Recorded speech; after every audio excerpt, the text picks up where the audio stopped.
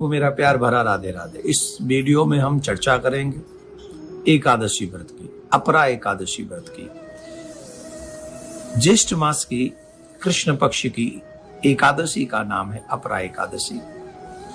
जिस व्रत को करने पर व्यक्ति के बड़े से बड़े पाप नष्ट हो जाते हैं और जिनके पूर्वजों का जिनका ये पता चला हो कि हमारे पितरों की गति नहीं हुई है, उनका कल्याण नहीं हुआ है, अगर ऐसे लोग भी इस एकादशी का व्रत करेंगे तो उन्हें उनके पितरों को मुक्त करने का सुंदर अवसर ये एकादशी का व्रत देता है। धर्मराज ने जब भगवान श्री कृष्ण से पूछा इस एकादशी का महत्व क्या है, कथा क्या है,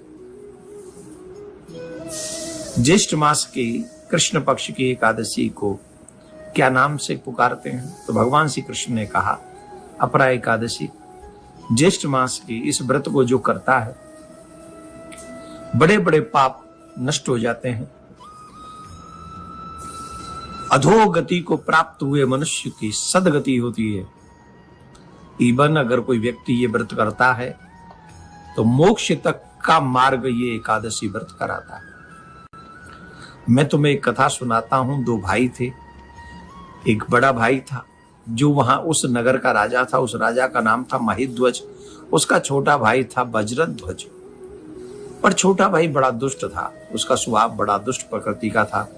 बड़ा भाई जो था, जो राजा था, बहुत धार्मिक प्रवृत्ति का था, बहुत ही अच्छा था। लेकिन वो जलता था कि मेरे को राज्य क्यों नहीं मिला। तो वो राज्य पाने की इच्छा में अपने बड़े भाई का वध कर देता है और जंगल में उसका वध करके पीपल के पेड़ के नीचे उसे गाड़ देता है। वो वहीं पर प्रेत बन जाता है, प्रकट हो जाता है और आने वाले लोगों को आके वो डराता है जो भी उस मार्ग से जाते हैं। तो एक बार वहां पर एक ऋषि, धौम्य नाम के ऋषि वहां होके निकले तो उन्होंने उस बात को समझा, उस दर्द को समझा और उन्होंने इसी एकादशी के व्रत को किया। अपरा एकादशी का व्रत करके संकल्प करके उस राजा को समर्पित किया जिस व्रत के कारण उस राजा का मोक्ष हुआ, कल्याण हुआ। हम लोगों को भी अपने पितरों के लिए या अपने कल्याण के लिए इस एकादशी का व्रत को करना चाहिए। 24 मई को ये एकादशी व्रत रखा जाएगा।